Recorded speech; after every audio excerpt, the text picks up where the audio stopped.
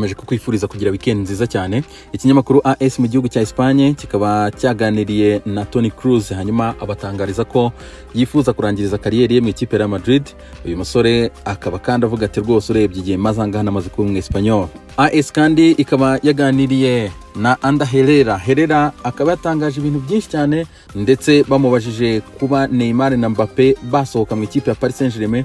Yavuze ati Paris Saint-Germain igura abastari ntabwo igurisha abastari. AS kandi kabikomeza tubweka ko Lionel Messi imvune afite mu kaguru ke k'iburyo atari imvune ikanganye, bakavuga ko ashobora gukina kuri match ya Mallorca. Ari nako kandi ikinyamakuru Sport cyo mu gihugu cya Espagne mu mujyi wa Catalunya gitangaza ko Lionel Messi ameze neza, yamaze kurangiza training zo muri gym, hanyuma yitegura ku munsi wo kuwa mbere gutangirana imyitozo na bagenzi be en groupe. Ikinyamakuru Sport kandi kikaba kidutangariza ya nkuru y'ejo ya Monde Deportivo yatubwiraga ko Messi azongera amasezerano y'icyumweru gitaha.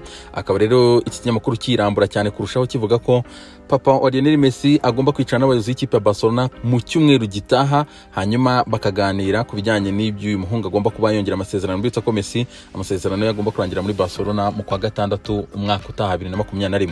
Dukomeza kandi ikinyamakuru Sport kikaba gikomeza kitubwira ko Barcelona yamaze gushyira ku isoko Ousmane Dembele ku muntu ushaka kumugura cyangwa se ushaka kumutira. Birutsa ko ikipe ya Juventus ari kuvuga ko ibirimo cyane, na Liverpool iri hafi aho ngaho nayo yifuza kuba yamutira. Ano kandi ikinyamakuru Sport kitubwira ko Perezida Bartomeu ngo akaba yaranze ikipe yatangaga miliyoni 100 kuri Ansu Fati. Kugeza kuri ngubu sindamenya ngo iyo kipe ni yihe. Mundo Deportivo ikomeje kwifatanya n'ikipe ya Barcelona uyu munsi yizihiza imyaka 5 ishize Barcelona itsinze ikipe ya Juventus ibitego 3-1. Ni finale yabereye i Berlin mu Budage.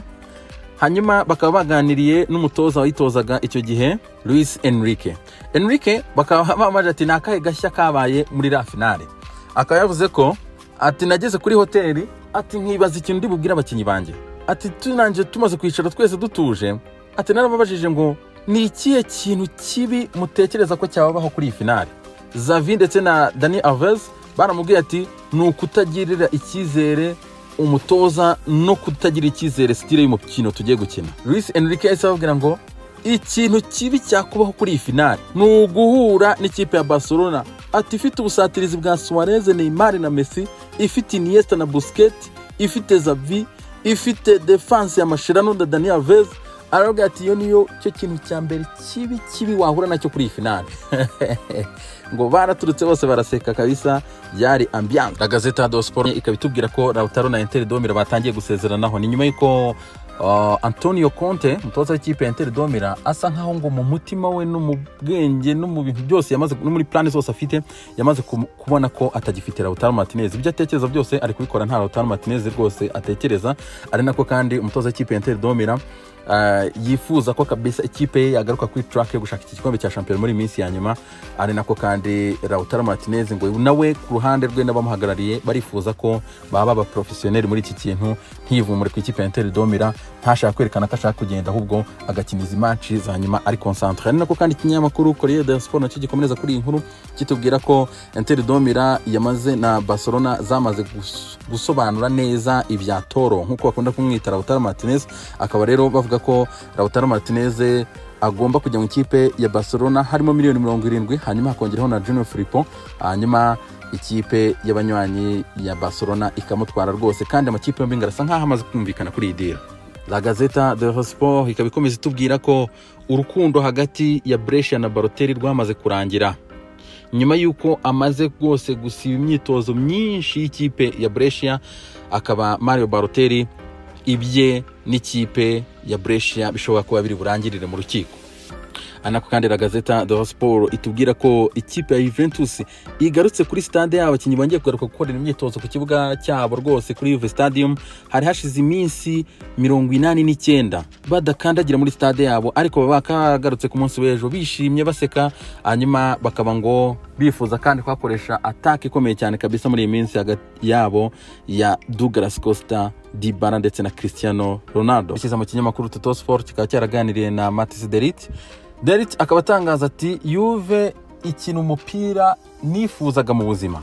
Ati Sarri ni umwe mu batoza b'intangarugero hano mu gihugu cy'Ubutaliyani ni hanze y'Ubutaliyani, bamubajije ku bijyanye no kuba yarahisemo ikipe ya Juventus yavuze ati iki ni icyemezo cyiza cyane nafashe mu buzima, nta n'ikintu kinshimisha nko gukina na Cristiano Ronaldo, ati uriya mugabo ari fenomeno, ati Dybala ni umuprofessionnel, Bentancur we ni exceptionnel.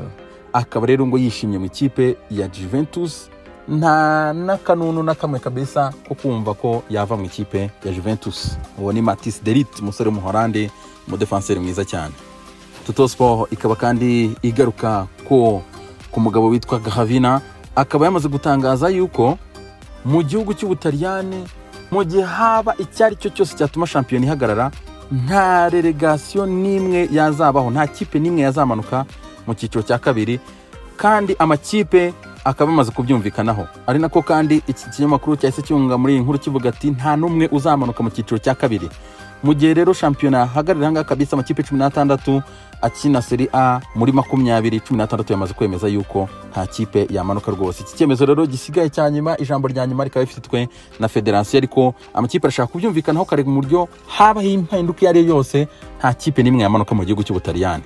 Quotidiano Sportivo ikaba itumabwira ko byarangiye rwose. Sandro Tonali, umusore w'ikipe ya Brescia ukina hagati mu kibuga bakunda kwita Pirlo mushyashya, yamaze kwerekeza mu ikipe ya Inter de Milan, bamaze kumvikana rwose. Igisigaye ni ijambo rya nyuma n'amafaranga kuri konte gusa. Ari nako kandi ikipe ya Inter de Milan ikomeje gusaka Nicolo Zaniolo w'ikipe ya AS Roma, ariko ntago yorohewe kuko n'ikipe ya Juventus ikaba iri kumushaka. Ikinyamakuru L'Equipe kikaba cyaganiriye na Angel Di Maria, bagirana nini cyane kabisa. Akavuze ati rero nk'abandi bose rwose nifuzaga ko shampiyona y'Abafaransa yakagombye kubiri gukinwa ikarangira. Uyu musore kandi akakomeje kuvuga rero ku buryo wabayeho muri bibihe kabisa bya coronavirus, avuga ko ari crise ikomeye cyane, anavuga ku mpungenge Paris Saint-Germain ifite zo kuba izagaruka igakina abandi bamaze igihe bakina igahura nabo muri Champions League, ariko bavuze ati tuzakomeza dukore nk'abaprofessionnel, ntago twacika intege. Anako kandi ikinyamakuru L'Equipe gikomeza kutwereka ko umusore Vanya Love uyu mu Brazil wakinaga ikipe ya Corinthians y'imyaka 35 yamaze gutandukana n'iyi kipe. Yari afite amasezerano ari burangire muri December 2020, ariko akahisemo gutandukana n'iyi kipe hakiri kare rwose kandi mu buryo bwumvikane. Anako Corinthians ifite gahunda yo guhita imusimbuza Joe wakiniye ikipe ya Manchester City nyirango benshi muramwibuka myaka yashize. Ikinyamakuru Abora mu gihugu cya Portugal kuri uyu wa gatandatu kikaba kigaruka kitubwira ko umutekano wakajijwe kabisa, abapolisi bagomba kongererwa ku kibuga ndetse na nyuma ya stade. Ni nyuma yaho abafana b'ikipe ya Benfica ikipe yabo ku munsi wa kane nimugoroba inganyije na Tondera ubusa ku busa, akaba rero bararekuye amabuye kuri bisi y'ikipe ya Benfica. Hanyuma Julian Weigl ndetse w'umudage umusore ukina hagati mu kibuga ndetse n'umuwinga w'umunyaserbia Adrija Zivkovic bakaba rero barakomeretse, ariko nabonye Julian Weigl kabisa kuri konte ya Instagram akaba yamaze gutangaza ko rwose bameze neza cyane, urabona ko statement yamaze kuyishyiraho. Ikinyamakuru Abora kandi gikomeza kutubwira ko umusore Florentino Wizard gushakishwa n'amakipe menshi cyane, harimo AC Milan, harimo Real Madrid, harimo Barcelona ndetse n'ikipe ya Manchester United ikaba yamaze kubyinjiramo. Ikinyamakuru The Sun kikaba kitubwira ko Jadon Sancho yamaze kuvuga ati rwose Bundesliga ni joke. Ibi bishobora kuba biri mu muviremo ibintu bikomeye cyane, kuko abadage ashobora kutaza kumwishimira, ari nako byanamusohora mu ikipe ya Borussia Dortmund. Akaba yavuze ati rwose aba bantu ni joke, ati ni Bundesliga ni imikino gusa, ati ni gute umuntu yica amategeko akiyogoshesha warangiza ukamuca 10,000 by'amayero. Akaba rero bamuca 10,000 by'amayero nk'igihano nyuma yuko agiye kwiyogoshesha we na Torgan Hazard. Ikinyamakuru The Sun kitwereka ko rwose Aubameyang akaba yavuze ati rwose ngiye ndarambiwe, ati nkeneye ko umusifuza sifura ubundi match zigatangira. Hanyuma bamuje ku bintu byo guserebura, akaba yavuze ati noneho ngewe ati ntago nzaserebura wenda ngo njye guhobera bagenzi banjye kuko bitemewe, ati ndetse ko ibyo bitemewe, atari ko abafana ba Arsenal mwitonde cyane, ati nabazaniye akantu keza cyane kumubyino. Nanjye mfite amatsiko yo kureba Aubameyang natsinda igitego uburyo bizagenda. Ati mfite imbyino za hatari namaze kwiga zo guserebura. Uyagira udushya ryajya kubita za maske zo kwita Rene muri Europa League, arangije azana za maske azana ibiki byose, uramubona Aubameyang yo no mukapa cyane. Ugatongera amasezerano na Arsenal maratubabaza. Sekoma Michael Arteta akandi n'ikinyamakuru The Sun akavuze ko rwose abasore be bari tayari bameze neza cyane. Hanyuma kandi akavuga ko match ya mbere ayishimiye, ko match ya mbere ni Manchester City zabakira. Arsenal rero akavuga ati tuzajya hariya rwose, ati ndishimye kugaruka ku kibuga cya Etihad. Urozi ko ari umutoza wungirije Pep Guardiola, ati rero atereka ikintu kizambabaza rwose, ati sinzi uburyo nzitwara nta bafana bahari rwose, ati sinzi mudu nzaba mfite.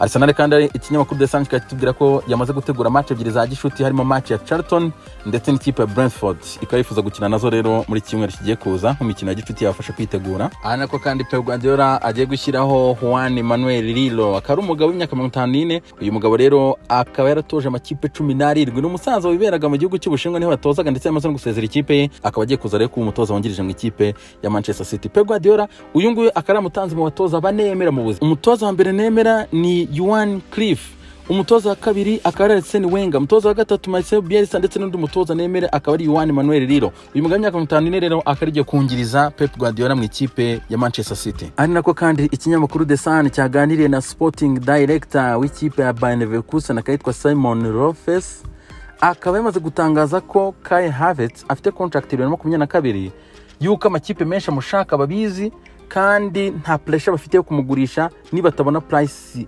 yenyewe imeze neza kabisa ihuye n'ibyo batekereza, ntago bafite rash yo kumurekura rwose yari yose, bakaba rero banakishimira kandi kumugumana. Reka nkumvise kwifuza kugira weekend nziza cyane, nyagasana barinde kandi mukomeze kwirinda rwose coronavirus.